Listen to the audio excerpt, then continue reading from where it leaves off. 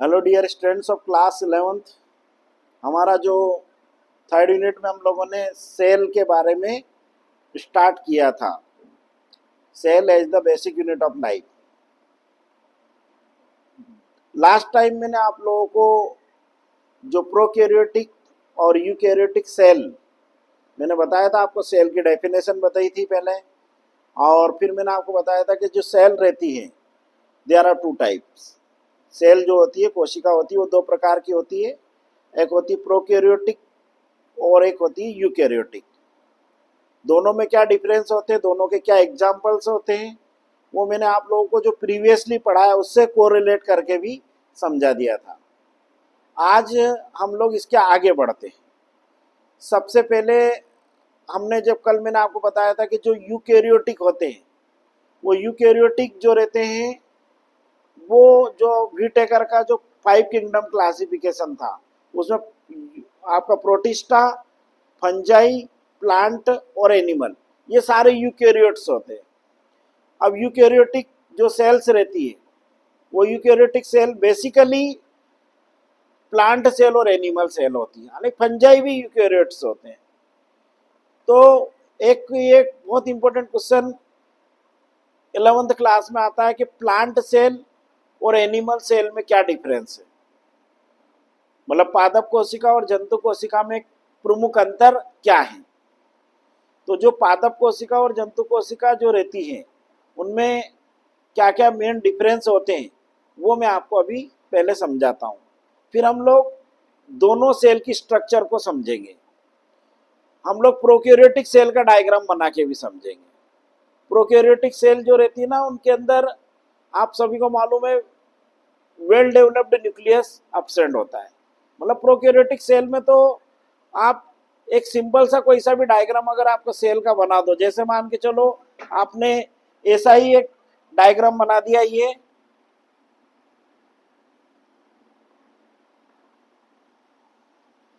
है ना,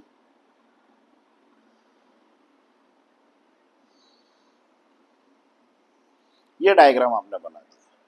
और जहाँ पे चूंकि इनमें वेल डेवलप्ड न्यूक्लियस तो होता ही नहीं है, तो इनका जो जेनेटिक मटेरियल होता है, जिसको न्यूक्लियोइड कहते हैं, वो यहाँ पे रहता है। जो सबसे बाहर इसमें प्लाज्मा मेम्ब्रेन होती है ये।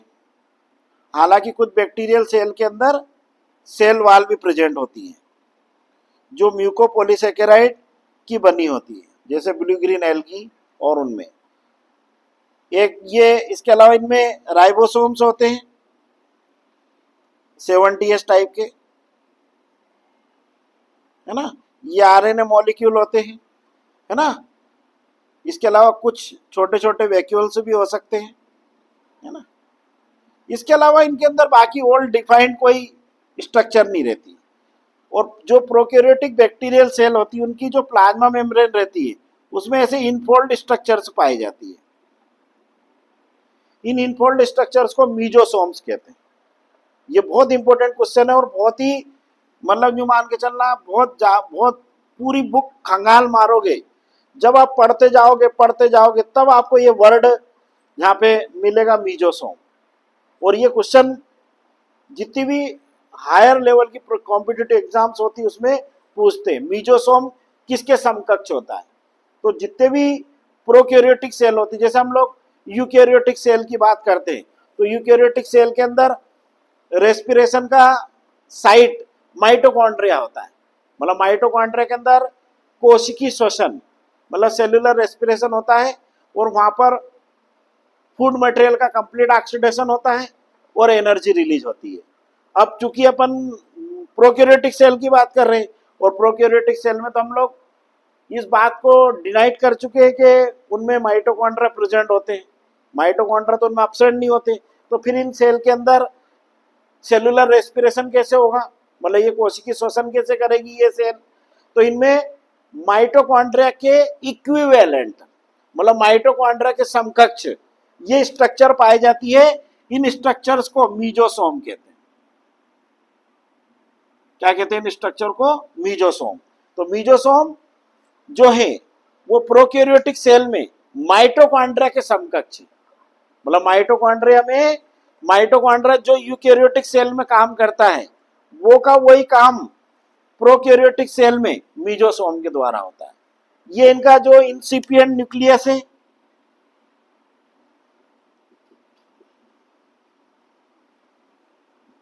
इंसिपिएंट न्यूक्लियस होता है, जिसको न्यूक्लियोइड भी कहते हैं बहुत जगह।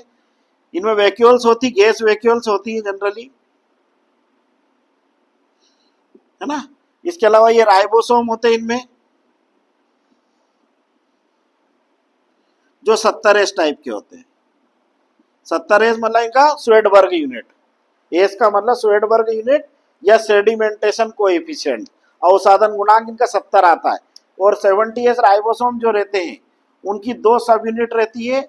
एक बड़ी सब यूनिट जो रहती है वो 50S की रहती है, और छोटी यूनिट जो रहती है वो 30S की रहती है। और जो यूके 80S राइबोसोम होते हैं वो उनकी लार्जर सब यूनिट 40S की रहती है, 60S की, और स्मॉलर सब यूनिट 40S की रहती है। और इनका जो सेडिमेंटेशन कोएफिशिएंट है, मतलब जो अवसादन गुणांक है, वो 80 प्राप्त होता है। इसलिए इसको बोलते हैं 80S टाइप राइबोसोम, और इसको बोलते हैं 70S टाइप राइबोसोम। और जो ये यूनिट स्वेडबर्ग एक साइंटिस्ट थे, उन्होंने दी थी, इसके लिए इसको स्वेडबर्ग यूनिट भी कहते हैं। क्या कहते हैं? Svedberg unit. ठीक है, ये आपको याद होना चाहिए। इसके अलावा इनमें ये राइबोसोम आरएनए भी रहता है, सिंगल स्ट्रैंडेड आरएनए पाया जाता है ना। और ये जो फ्रीली सस्पेंडेड, इसमें साइटोप्लाज्म है ये, और ये आप इसकी प्लाज्मा मेम्ब्रेन है, प्लाज्मा मेम्ब्रेन या सेल मेम्ब्रेन, जो लिपिड और प्रोटीन की बनी होती जनरली। ठीक है, ये आपको याद होना चाहिए। ये प्रोकैरियोटिक सेल का डायग्राम होगा। अब ये क्वेश्चन आपका 2 काम करेगा। ये अगर आपसे कोई क्वेश्चन पूछे कि बैक्टीरियल सेल का नामांकित चित्र बनाइए, ड्रॉ ए लेवल डायग्राम ऑफ बैक्टीरियल सेल, तो उसमें भी ये काम देगा, क्योंकि सारे प्रोकैरियोट्स बैक्टीरिया होते हैं। ये चीज आपको याद होना चाहिए, क्योंकि बैक्टीरिया को किस किंगडम में रखा है? मोनेरा में। और मोनेरा किंगडम का पहला कैरेक्टरिस्टिक क्या है? यूनिसेलुलर प्रोकैरियोटिक होते हैं, मतलब एक कोशिकी प्रोकैरियोटिक होते हैं। तो ये प्रोकैरियोटिक होते हैं इनमें, और ये इसकी एक बेसिक स्ट्रक्चर है। काय की ये स्ट्रक्चर हो गई आपकी structure of prokaryotic cell, prokaryotic कोशिका की संरचना। ठीक है, तो ये आपको याद होना चाहिए। अब यूकैरियोटिक सेल की स्ट्रक्चर का डायग्राम हम बनाएंगे अभी, ठीक है ना। और यूकैरियोटिक सेल जैसे मैंने अभी आपको कहा, प्लांट सेल होती है और एनिमल सेल होती है। अभी पहले आपको मैं प्लांट सेल और एनिमल सेल में क्या डिफरेंस होते हैं वो बता देता हूं। ये मीजोसोम वाला पॉइंट आप याद रखना हमेशा, मीजोसोम क्या है अलग से ही पूछ लेते हो, है ना। और मीजोसोम जो रहते हैं वो प्रोकैरियोटिक सेल में श्वसन की स्थल होते हैं, मतलब साइट ऑफ रेस्पिरेशन। और ये प्लाज्मा मेम्ब्रेन की के अंतर्वलन से बनते हैं, मतलब इनफोल्डिंग ऑफ प्लाज्मा मेम्ब्रेन से ये स्ट्रक्चर बनती है। इसके अलावा एक चीज और मैं इसमें आपको अब इतना समझाया तो ये चीज और बता देते हैं। कुछ बैक्टीरिया में, नॉट इन ऑल, कुछ बैक्टीरिया में जो इनका ये जो इंसिपिएंट न्यूक्लियस होता है, जो इनका डीएनए रहता है, न्यूक्लियोइड रहता है, इस न्यूक्लियोइड के अंदर मुख्य डीएनए के अलावा भी एक स्मॉल एक्स्ट्रा न्यूक्लियर डीएनए और पाया जाता है इनमें। उस एक्स्ट्रा न्यूक्लियर डीएनए को प्लाज्मिड कहते हैं। प्लाज्मिड डीएनए, जो प्लाज्मिड शब्द है, ये लेडरबर्ग एक साइंटिस्ट थे, उन्होंने सबसे पहले दिया था, लेडरबर्ग ने। और ये एक चीज मैं क्लियर कर रहा हूं, not found in all bacterial cell, इसलिए मोस्ट कॉमन नहीं है। मतलब सारे बैक्टीरिया में प्लाज्मिड हो,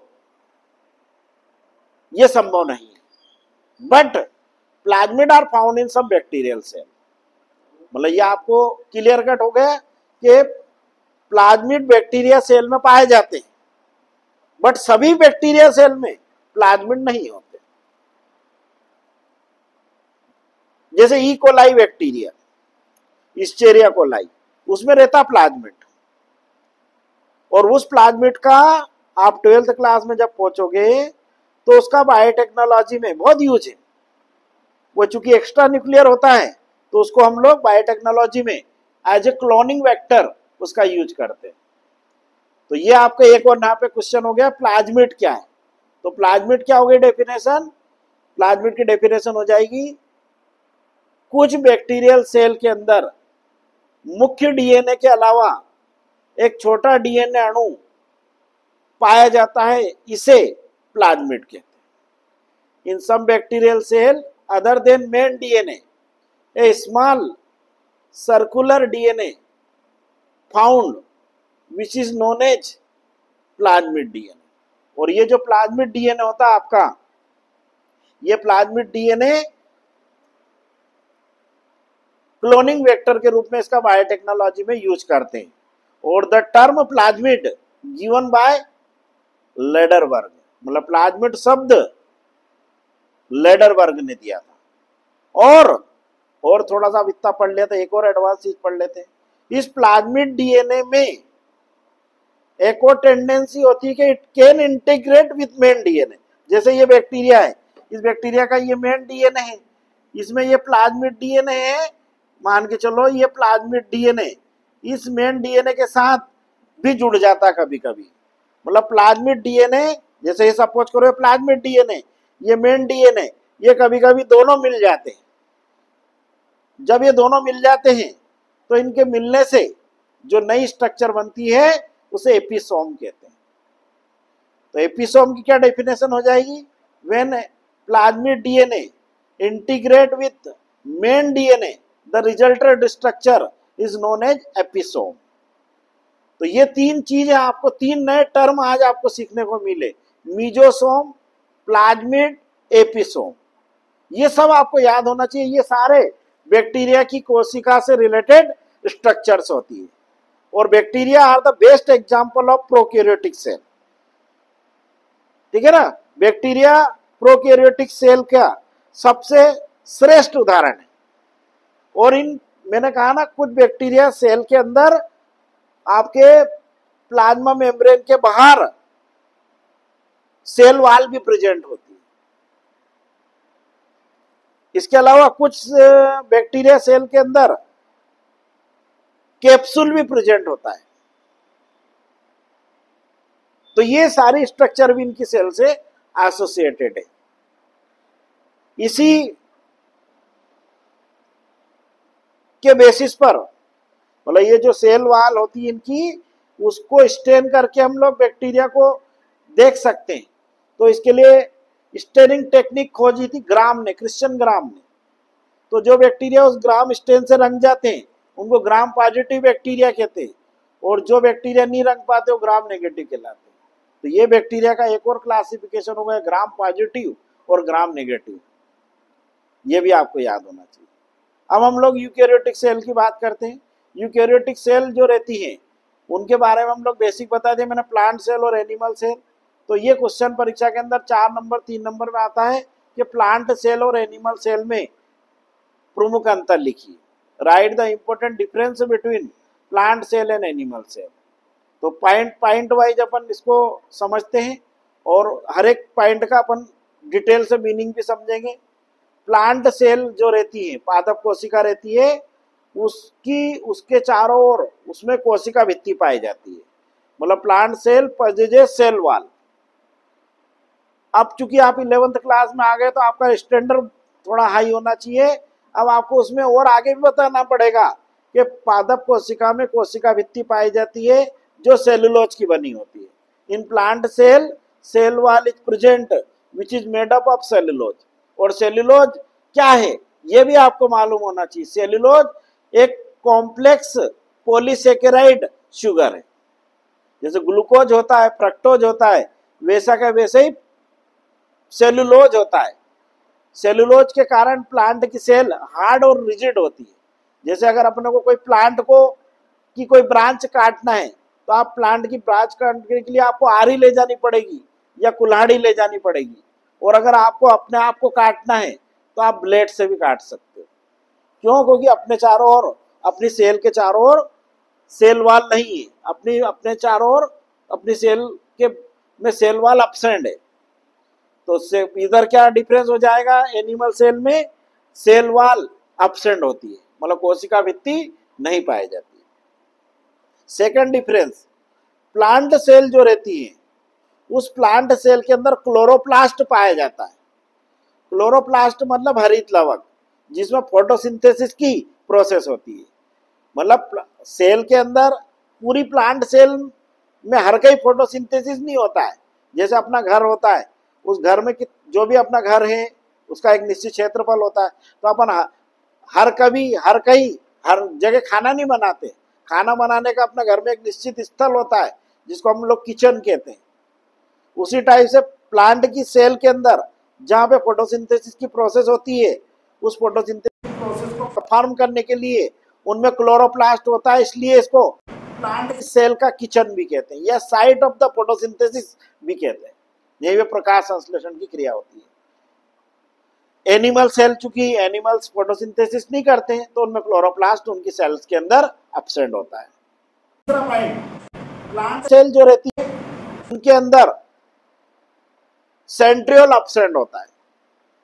सेंट्रियोल एक छोटा सा सेल ऑर्गेनेल होता है, कोशिकांग होता है, जो प्रेजेंट अबव द न्यूक्लियस, मतलब कोशिका में केंद्रक के ऊपर पाई जाने वाली एक रचना होती है जिसको हम लोग सेंट्रियोल कहते हैं। वो सेंट्रियोल जनरली प्लांट सेल में एब्सेंट होता है, और एनिमल सेल में चेक अपवाद को छोड़कर, एक्सेप्ट फ्यू एक्सेप्शन, सेंट्रोसोम पाया जाता है। ये बहुत बड़ा डिफरेंस। सेंट्रियोल और राइबोसोम दो ऐसे सेल ऑर्गेनेल होते हैं सेल के अंदर जो मेम्ब्रेन विहीन होते हैं, मतलब इनमें मेम्ब्रेन नहीं होती। ये क्वेश्चन 11th क्लास में लास्ट ईयर पूछा था, उसमें 2 नंबर में, कि किन्हीं 2 झिल्ली विहीन कोशिकांगों के नाम लिखिए। Write the name of 2 membrane less cell organelle. तो उसका आंसर हो जाएगा आपका राइबोसोम और सेंट्रियोल। ठीक है, 3 पॉइंट हो गए अपने। चौथा पॉइंट हो जाएगा, जो प्लांट सेल होती है उनके अंदर जो वैक्यूल्स होती है, रिक्तिकाएं होती है, वो लार्ज साइज की होती है, मतलब बड़े आकार की होती है, और एनिमल सेल के अंदर वैक्यूल्स प्रेजेंट होती है तो वो स्मॉल साइज की होती है। प्लांट सेल के अंदर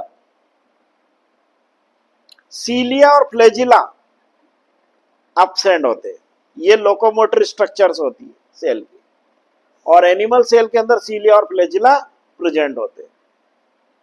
प्लांट सेल के अंदर,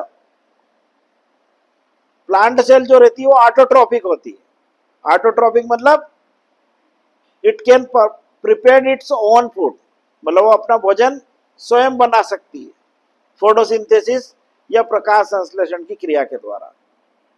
और जो एनिमल सेल होती है वो विषमपोषी होती है, हेट्रोट्रोपिक होती है।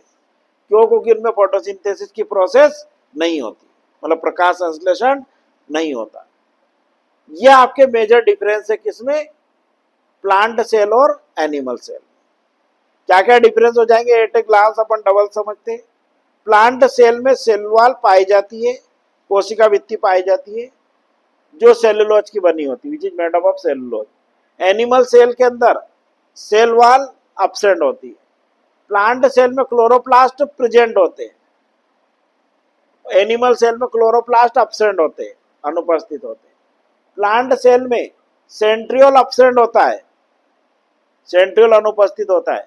एनिमल सेल में सेंट्रियोल प्रेजेंट होता है। प्लांट सेल में सीलिया और फ्लैजिला एब्सेंट होते हैं, एनिमल सेल में सीलिया और फ्लैजिला प्रेजेंट होते हैं। प्लांट सेल में वैक्यूल्स जो रहती है वो लार्ज साइज की होती है, मतलब रिक्तिकाएं बड़े आकार की होती है, for mean of food storage, भोजन संग्रहण के लिए, मतलब फूड स्टोर करके रखती है। एनिमल सेल के अंदर जो आपकी वैक्यूल्स होती है वो स्मॉल साइज की होती है, छोटे आकार की होती है। प्लांट सेल ऑटोट्रॉपिक होती है, मतलब स्वयं पोषी होती है, और एनिमल सेल विषम पोषी होती है, मतलब हेट्रोट्रॉपिक होती है। Plant cell are autotrophic, animal cells are heterotrophic.